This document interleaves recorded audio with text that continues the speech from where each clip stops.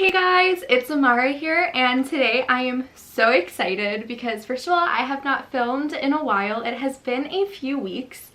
Everything has been so chaotic lately, but I'm really excited because today is Easter, so if you celebrate, happy Easter. I am going to be showing you guys some of the books that I just bought yesterday at a used book sale, and I'm really excited because I've been in a little bit of a reading slump for the past 2 months. And when I saw this gigantic sign that says used book sale at my local library, I could not wait to get my hands on some books, and I actually started reading one of them last night. So I think this was a good thing for me because it really did help break my reading slump. But without further ado, let's get right into the video. So I sectioned my haul into 4 categories. I have fiction, I have plays, I have poetry, and I have classics. So I'm going to dive right in to the classics first. The first classic that I found is Crime and Punishment by Theodore. Dottowski. I actually have another one of his works in my TBR pile. I thrifted it. Shoot, I cannot remember which one I have because it's been a little while since I looked into my TBR pile, but I have never read any of his works, and I know so many people who absolutely love Crime and Punishment, and I'm very excited because this is a really pretty edition. This is a Harvard Classics edition, and it's like really soft paperback leather, and the pages are gold lined, and it's really pretty. I don't know if you guys can see the spine, but I absolutely love this edition, and I feel really bad because I'm going to annotate the crap out of this book. And I don't want to ruin it because it's so pretty and very like old, and the spine is like a little loose, so I'm definitely going to have to be careful with this one. But I could not believe I found this just because I've been wanting to read this for a few months, and I could not bring myself to paying full price for this book because it is a very thick book, and I believe the going price is like $30. I just could not bring myself to pay full price for that because that is pretty expensive for a book. And I just knew I was going to come across a used thrifted version of this eventually, and I did, so I cannot wait to dive right into this. And I also had to buy another Harvard classic, but this, I could not believe I found this. This is On the Sublime French Revolution by Burke, and I am so fascinated with the sublime in literature and art. I absolutely adore it, and I didn't start learning about the topic in depth until I want to say, yeah, my last semester of college during my romanticism literature class. I absolutely fell in love with the sublime and gothic literature, and I'm overall fascinated to learn so much more about this, and I cannot wait to crack into this book. I feel like I am so enthusiastic today.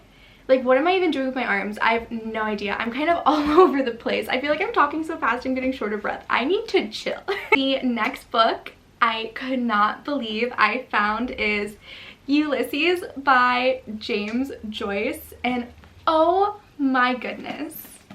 I'm so excited that I found this. I've also had my eye on this for quite a while, but again, since this is quite a hefty book, I could not bring myself to pay for this full price. And I do have Dubliners by Joyce, which I did start reading quite a bit ago. I want to say maybe like a week or 2 ago, and I know that this is such a classic, and this is something that I really want to read, and I found it for $1, and I also love the edition that I found.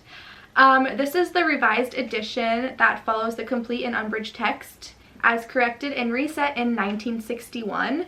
And it also contains the original foreword by the author and the historical court ruling by Judge John M. Woosley to remove the federal ban on this book. And it also contains page references from the 1934 edition, which is indicated in the margins, and I think that is so amazing.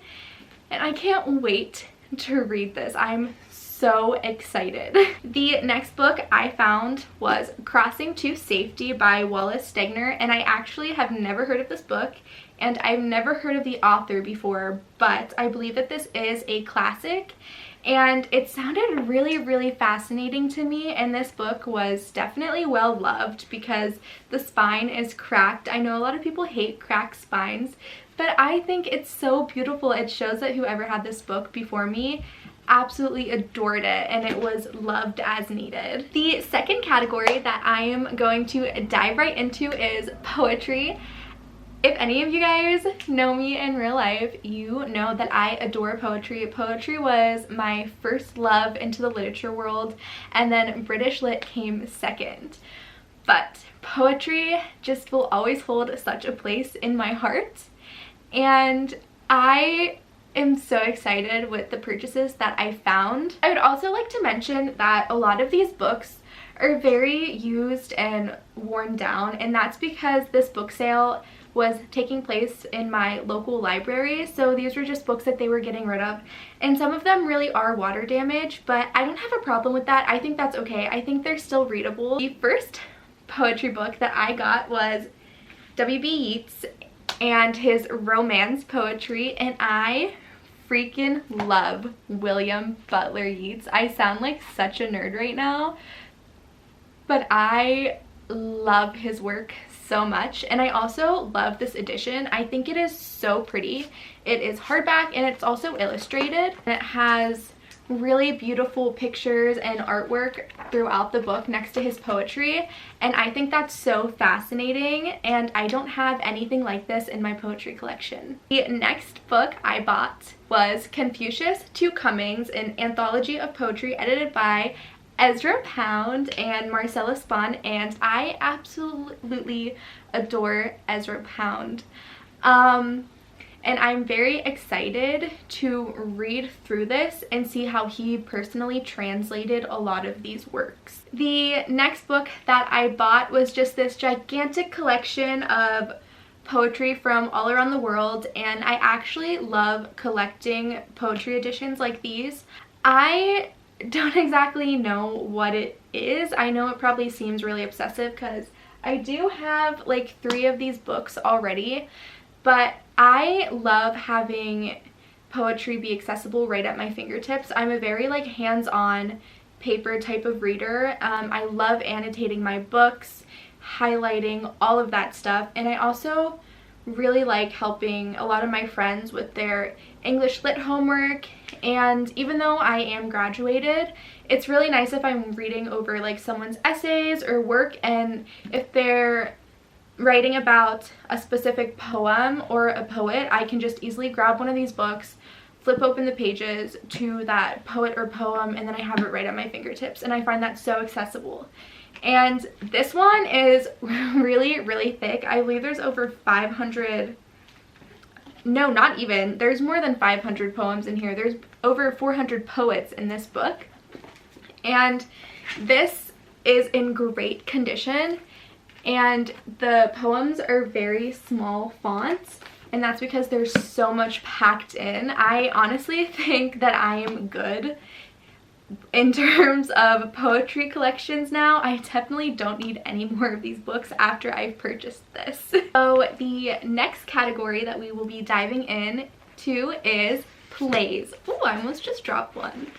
So a lot of the plays are very water damaged, but again, I think they're readable and I really don't mind. I think that just gives me more space to annotate because it's not like a new, fresh, nice edition of a book. I can really just go all in. The first play that I found was The Importance of Being Earnest by Oscar Wilde and other plays by him, and I read this in high school, I believe my senior year during my British Lit class, and I actually think that I have a copy of The Importance of Being Earnest already, but I really just wanted this one because it's really small and compact, and I'm really going to annotate and read over it. I don't know why I just said really like 5 times in the same sentence. I'm so sorry.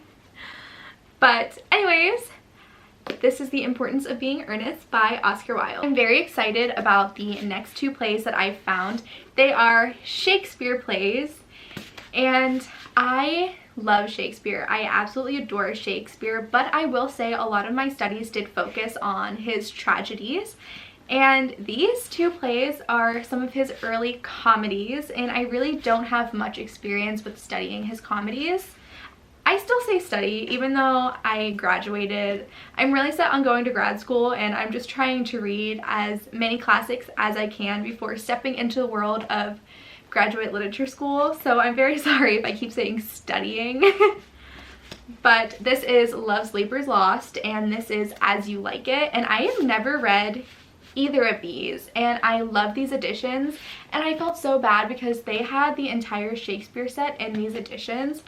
But again, I have all of his other works that I just didn't feel the need to buy the entire set. But I always feel terrible like breaking up like a really nice set.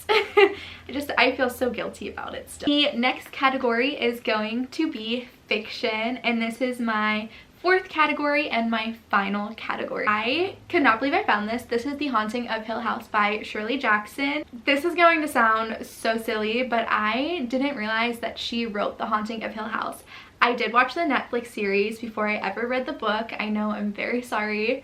And I loved the Netflix series, but the books are always better. So I can't wait to dive into this. And I also love Shirley Jackson, and I feel so bad that I didn't know that she was the author of this, because she's such a classic author. I can't believe I did not know that.